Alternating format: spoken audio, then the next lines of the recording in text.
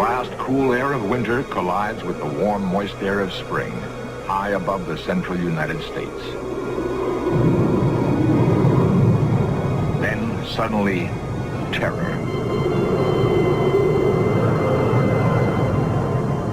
Smashing and twisting its way across the land with winds in excess of 200 miles per hour, a tornado strikes.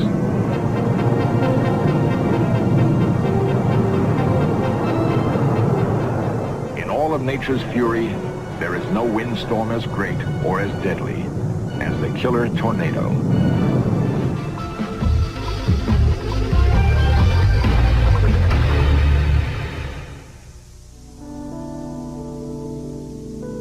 Below the spring clouds of the Midwest, there's a richness of life. Cities and farms bask in the warming sun. People enjoy their traditions and diversions. But always present is a particular fear. At any moment, tranquility can change to chaos, contentment to misery. This is the tornado season. And these people live in Tornado Alley.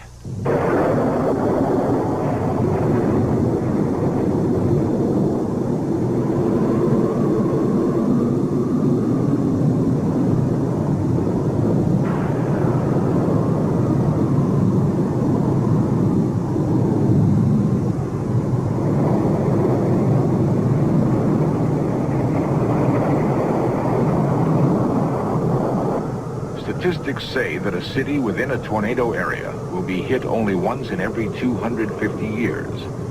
Yet, Oklahoma City has been struck 32 times since 1892, and Codell, Kansas, 3 years in a row on the exact same date.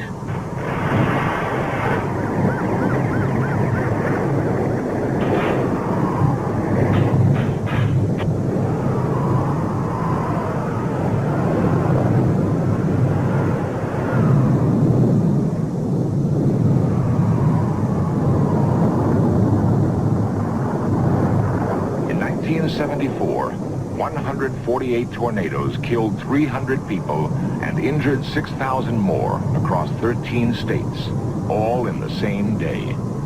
Damage totaled $600 million.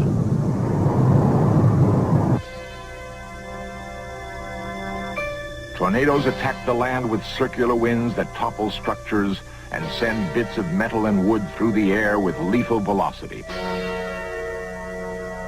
It is not unusual for steel to be pierced by a fragment of wood or victims to vanish forever.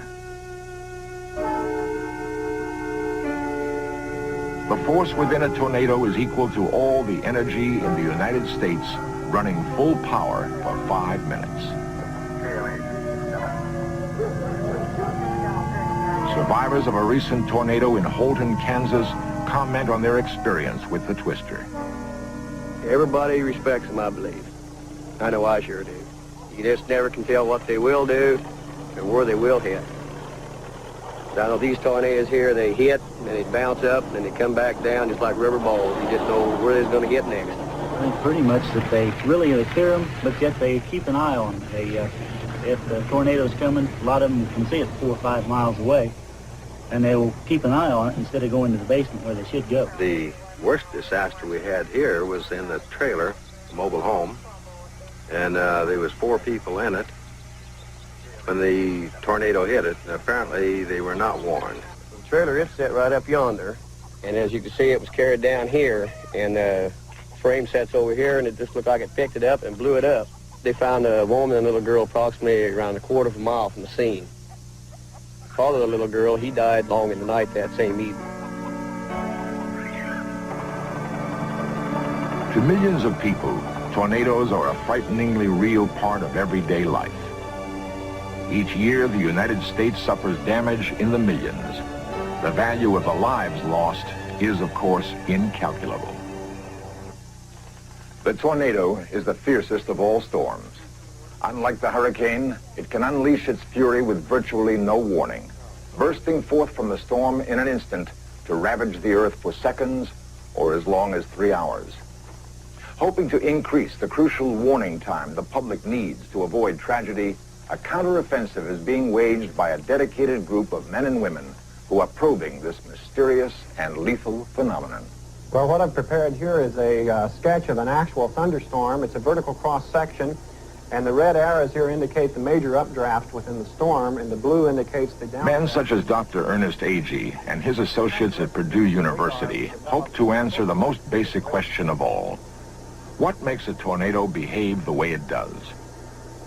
Utilizing a tornado simulator, they seek clues to the cause of the devastating winds that form the tornado funnel.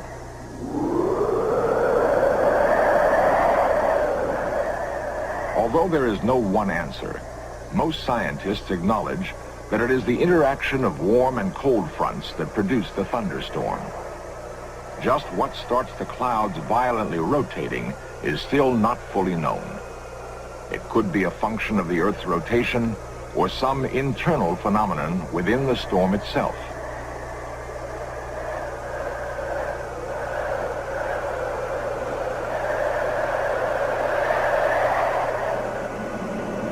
Observing the effects of a simulated tornado on this model city provides graphic evidence of the power of the wind and its vacuum effect on buildings.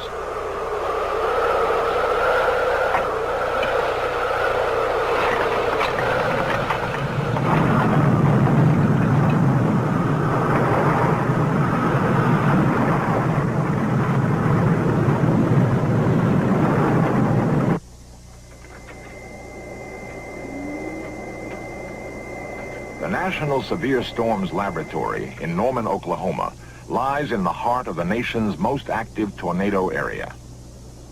Here, meteorologists, technicians, and students work toward eliminating the element of surprise in the tornado's attack. Okay, Oh, yeah, still that up looks there. good. Doug, can we have an ASRAN on the northwest circulation, please? The Skiller maintains very high standard. Locked in a race against death and destruction, they utilize radar, satellites, computers, and eyewitness observations to scan the skies throughout the year in order to anticipate disaster. By analyzing and interpreting data, they attempt to provide the crucial lead time that spells the difference between early warning and tragedy. During the tornado season, the day begins with interpretation of the satellite photo by meteorologist John Weaver. He must decide on the day's tornado outlook and advise the staff. The prognosis of today's photograph is not good, and the storm track down begins. Upper vertical wind structure is conducive to tornado generation, winds increasing and varying with height. The maximum wind in this sounding, although it's not showing here, is 70 knots aloft. I do expect, as I say, there's a very high probability of tornado formation in any storms which fire up along this warm front north of the low. 22,000 miles in space, a satellite confirms the telltale signs of a towering thunderstorm, parent to the tornado.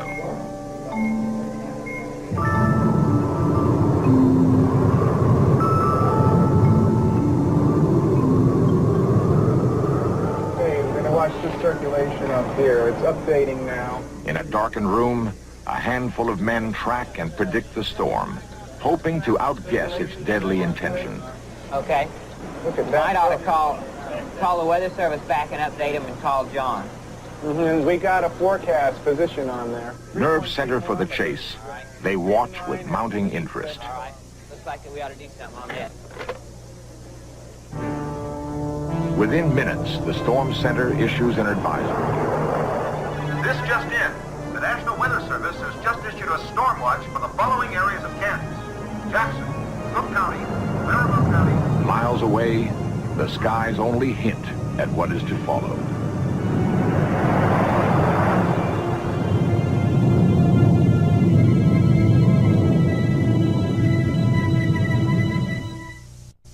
Attention, a violent storm has been sighted 15 miles to the southwest. With the storm's approach, citizens are warned to take cover. possibly for their lives. This area is under a tornado alert.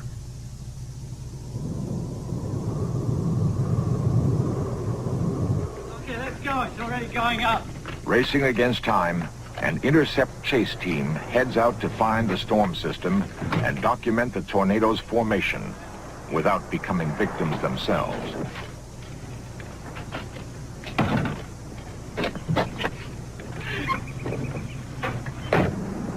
Must be the harvest season again. Led by meteorologist Bob Davies Jones, students Kelvin Drogemeyer and Ken Carson spend their summer vacation heading straight toward danger. But adventure is not what spurs them on. It is knowing that they are part of a coordinated effort to save lives. We got two main missions. One is to get to within close range of tornadoes and get a close-range debris movie. We hope to be able to analyze the movie for trackable debris and get tornado wind speeds from such an analysis. Our other mission is to verify tornado signatures which are seen on the Doppler radar. Okay, John, we'll take the LG exit and head west. We're scrambling the jet to cover it.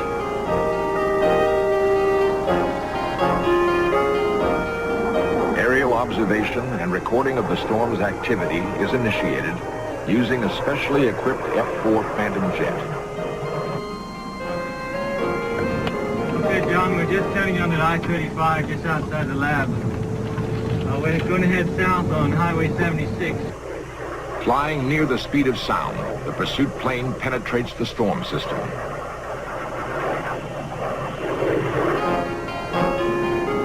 Time lapse started at 1200 CST. Setting up near the storm's edge, the chase team focuses on the most promising area for tornado formation. We'll be time-lapsing 1 frame per second. Bob's camera records nuances of cloud activity hidden to the naked eye. You want this 1 frame per second? Yeah. I have a little trouble with the contrast. We need to get back in touch with John at the lab too pretty soon. Okay. S02 to control. Do you copy, John? Okay, John, I copy. What kind of sky cover do you have? Okay, presently we got cirrus overcast. We time-lapse some rotation in the cloud base. Appears to be a funnel to our north, heading towards the northeast. Roger.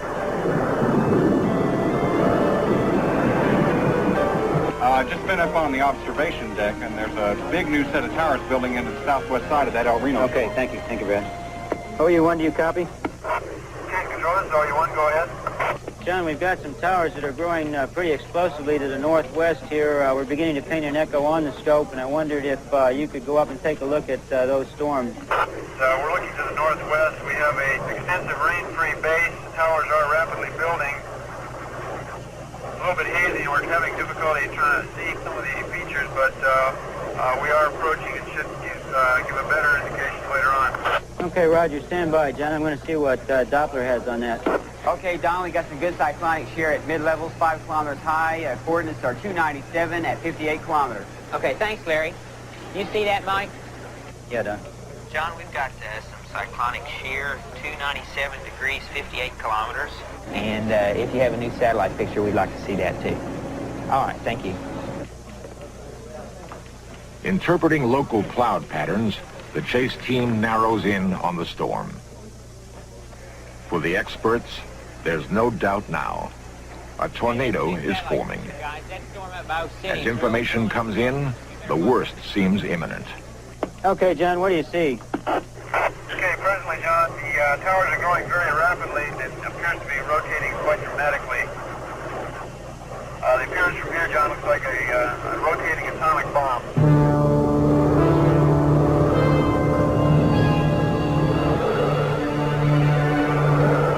It's only about 300 meters off the ground.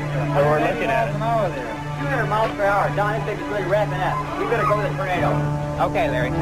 Call Tinker. This is Don Burgess in SSL Norman. I'd like to issue you a tornado advisory for a storm that's 300 degrees at 20 nautical miles. I would put it right over the city. Only moments separate the tornado from a town never struck before. There it is again. Oh, this is a great box. We better lock in. Okay. So why don't you update it again, Larry? Oh, Okay. wow. There it is. Oh, There it it's is. building. Wow. It's building. How high off the ground is that, Larry? Oh, this is right down the deck. I hope those people took cover.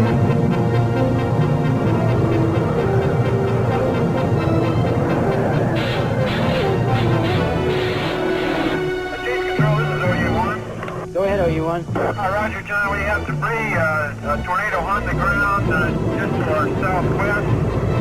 We are moving eastward very rapidly, and we'll attempt to get photographs and movies. Over. Don 1715, chasing towards debris. Chase east of tornado, 330 degrees, 48 kilometers. We have an update on Looks like just about where we got it. They say County Line Road, Northwest Highway, there's been a lot of damaged houses destroyed.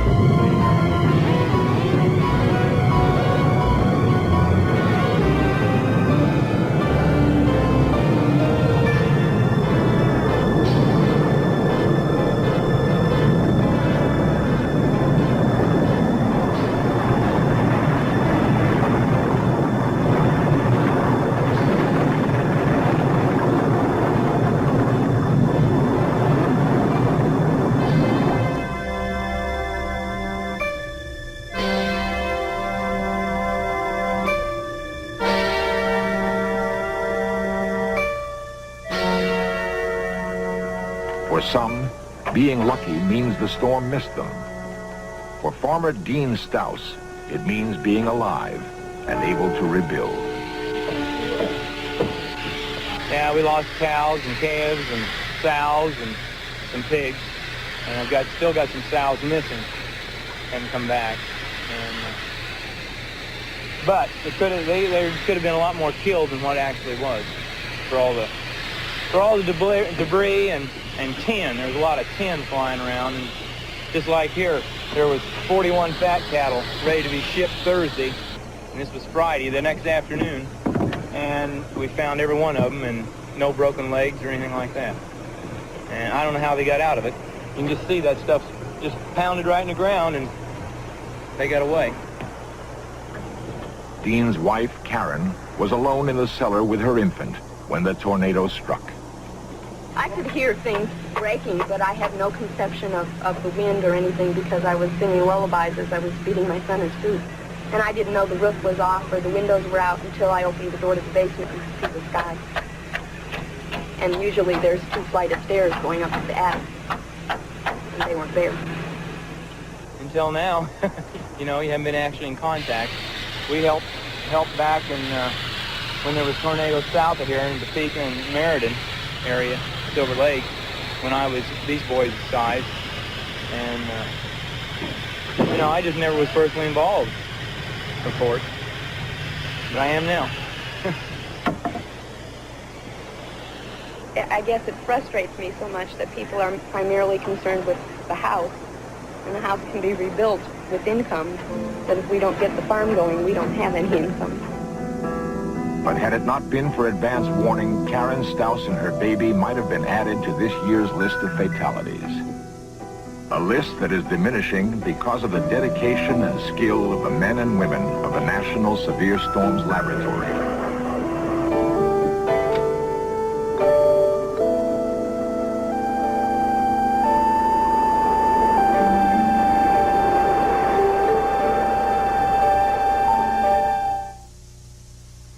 It has been estimated that at any given moment there are 1,800 thunderstorms in the atmosphere above us, each of which could produce a devastating tornado.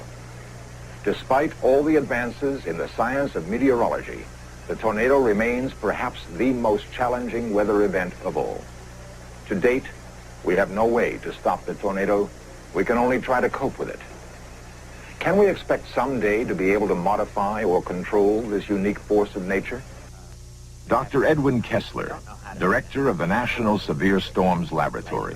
Subject, but we might turn heavy rains into moderate rains over a wide area. That would be very nice for agriculture. We would reduce erosion. and we'd have a better supply of water power, for example, a more regular supply. But I'd like to emphasize that this is really very speculative at this time, and I would offer a comment that because of the really astonishing advances of the recent decades in areas of science and technology, particularly in America, we've tended to look towards science and technology for the answer to many problems for which science and technology are not well suited. The best thing that we can do about the tornado is to be intelligent about it. Heed the warnings, observe the clouds, so that you guide yourself intelligently in this marvelous atmosphere that God has provided for us.